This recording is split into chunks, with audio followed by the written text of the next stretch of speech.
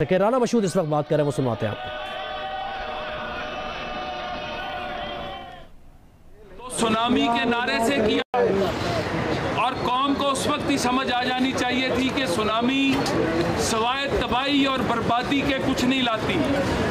और जब से ये जो इमरान खान कहता है कि उसकी 23 साल की जिद्दोजहद है, उस 23 साल में इसकी जिद्दोजहद के अंदर इसके अपने लोग इसको छोड़ते रहे, इसके अंदर इसके कलीदी लोग जो हैं इसकी हकीकत अवाम को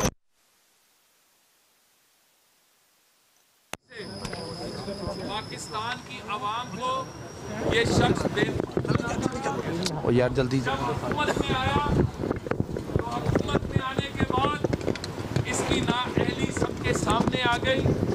आज जो पाकिस्तान का हाल है, इसके बाद रियासत मदीना का नारा लगाकर कौम को मजहब के नाम पर भी बेवकूफ बनाया गया।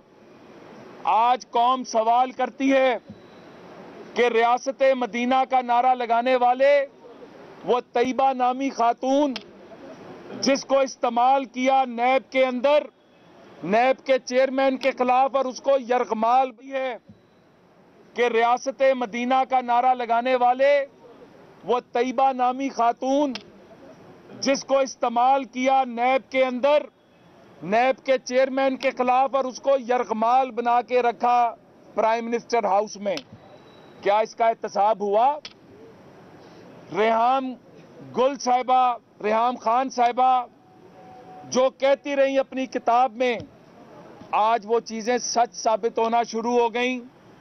कंदील बलोच मरने से पहले जो कह के गई, आज उसकी मौत का भी दोबारा री इन्वेस्टिगेशन होनी चाहिए, क्योंकि जो कुछ वो कहती थी वो ही आज हो रहा है। टेरियान जिसको ये शख्स अपना नाम नहीं दे सका, आज रियासत मदीना की बात किस तरह करता है। आज ये सिर्फ और सिर्फ इक्तदार का भूखा साबित हो चुका है। 2008 का इलेक्शन हुआ, 2 महीने बाद इसने कहा नए इलेक्शन कराओ, क्योंकि खुद नहीं था। 2013 का इलेक्शन हुआ, अगले दिन इसने कहा कि नया इलेक्शन कराओ क्योंकि मैं नहीं हूं। 2018 का इलेक्शन हुआ, कहता पाकिस्तान का बेहतरीन इलेक्शन है। और जब पाकिस्तान की तारीख में पहली दफा एक कानूनी और आईनी तरीके से इसको फारिग किया गया, इसको वोट ऑफ नो कॉन्फिडेंस से जब प्राइम मिनिस्टरशिप से हटाया गया, तो फिर कहता है इलेक्शन कराओ। सिर्फ अपना इक्तदार चाहता है, इसे और कुछ नहीं चाहिए। आज 23 तारीख है, तोड़ो केपीके की असेंबली तुमने कहा था। आज 23 तारीख है, तुमने कहा था असेंबलियां तहलील होंगी। हमने पंजाब में अपना आईनी और कानूनी हक इस्तेमाल किया। हमने तुमसे, तुम्हारे वजीर आला से वोट ऑफ कॉन्फिडेंस मांगा। आईने पाकिस्तान ये कहता है कि जब वोट ऑफ कॉन्फिडेंस मांग लिया जाए तो असेंबली में आके अपने 186 मेंबर दिखाओ। कौन रोक रहा है तुमको? आज का तुम इजलास कर रहे हो तो 186 की काउंटिंग करा देते।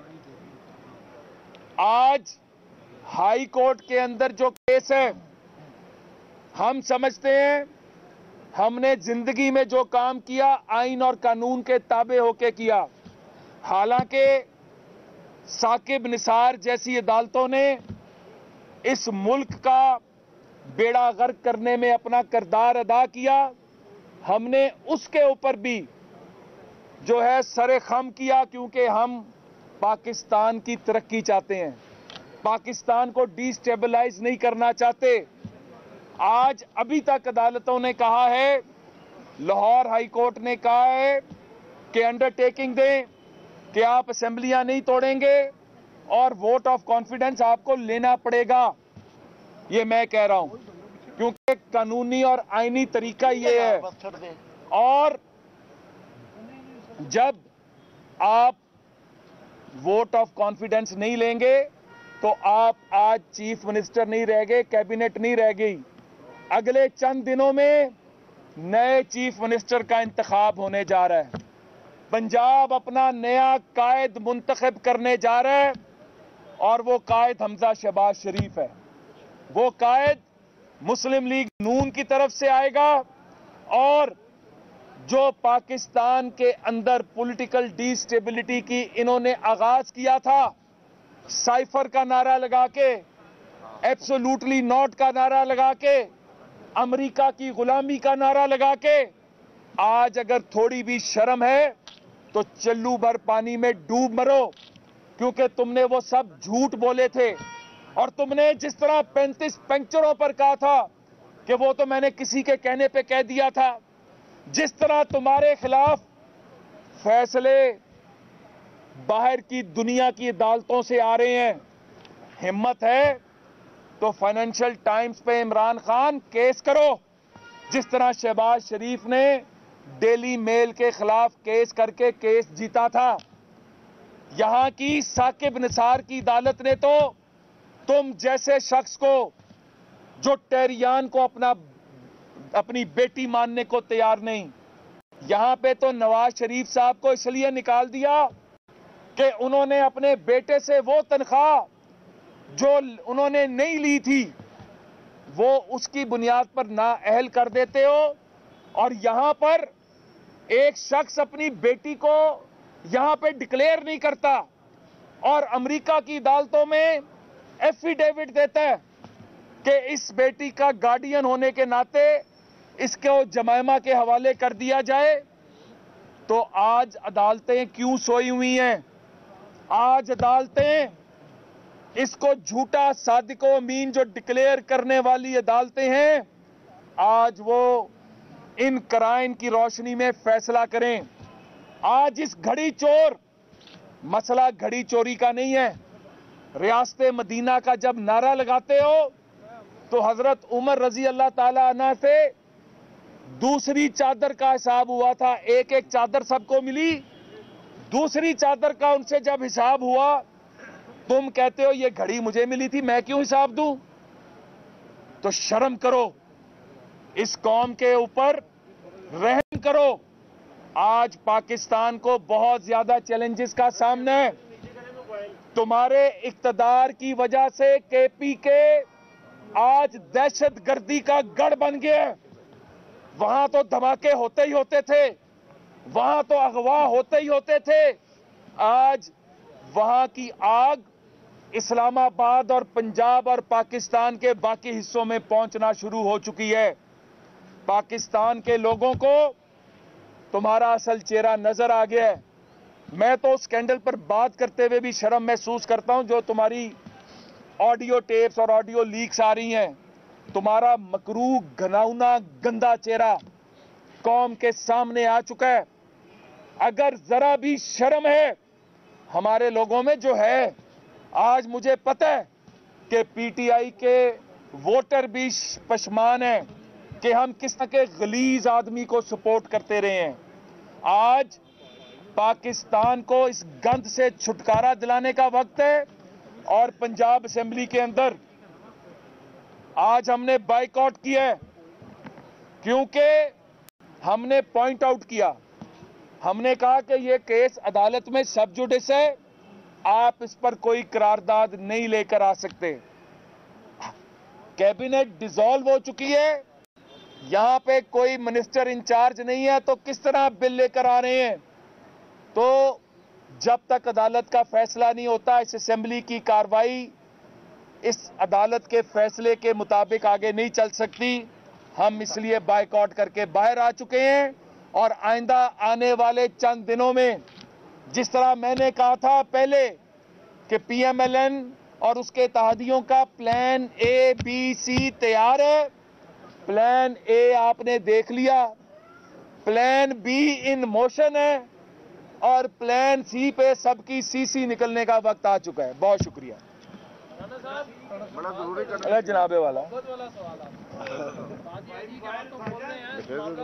हो गया, लेकिन कानूनी जो कि अदालत कह रही है कि हम 1 घंटा देते हैं, अगर ये श्योरिटी दे देते हैं कि जी आप असम्बलियां नहीं तोड़ेंगे, हम गवर्नर का ऑर्डर जो है उसको रद्द कर देते हैं और आप स्टेटस को चलने देंगे। तो क्या आपके पास और कोई ऑप्शन भी है या इसी ऑप्शन पे ही आपने रहना? अगर आप उस पूरे फैसले को जो वो ये स्टेटस को देखें, जब वोट ऑफ कॉन्फिडेंस मांग लिया जाता है ना तो उस पर वोटिंग होनी होती है, और जब वोट ऑफ कॉन्फिडेंस मांगा जाता है तो उसके अंदर आप असेंबली, क्योंकि उसके ऊपर मिक्स जो है ओपिनियंस हैं कि असेंबली टूट भी सकती है और असेंबली नहीं भी टूट सकती।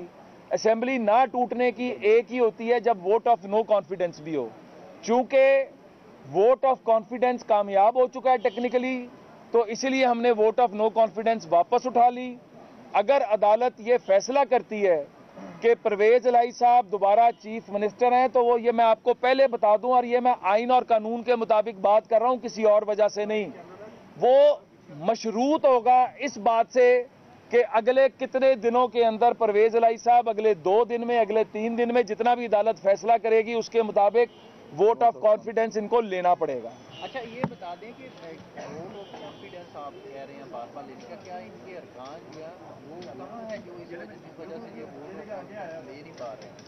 देखें, अब तो इनको पता होना चाहिए अरकान कहाँ पे। हमने तो बहुत सीधा सा सवाल किया है कि वोट ऑफ कॉन्फिडेंस जो है वो इन्होंने लेना है, आईनी और कानूनी तौर पे लेना है, बंदे भी इन्होंने पूरे करने हैं, जो अभी तक जो आज भी इनकी पूरी कोशिश के बावजूद इस वक्त भी हाउस में 170 से ज्यादा इनके लोग मौजूद नहीं है। राणा साहब, काबीना का क्या स्टेटस है? अब स्टेट काबीना खत्म है, कोई काबीना नहीं है। स्पीकर साहब ने इस बात को हाउस के फ्लोर पर भी माना कि कैबिनेट आज कोई नहीं है, इसलिए मैंने किसी मिनिस्टर से जो है कोई रेजोल्यूशन पेश नहीं कराई, मेंबरान से कराई है। बहुत राणा साहब, एक तो ये है कि एक ही आयन की दोनों तशरीह अलग-अलग कर रहे हैं, आप भी 130 की और वो भी 130 की अपने आप तौर पर तशरीह कर रहे हैं। दूसरा ये बताइए कि हुकूमती अरकान का ये दावा है कि आप लोग हॉर्स ट्रेडिंग कर रहे हैं, इसमें किस हद तक सदाकत है? हमने कभी घोड़े गधे खरीदने में दिलचस्पी नहीं रखी।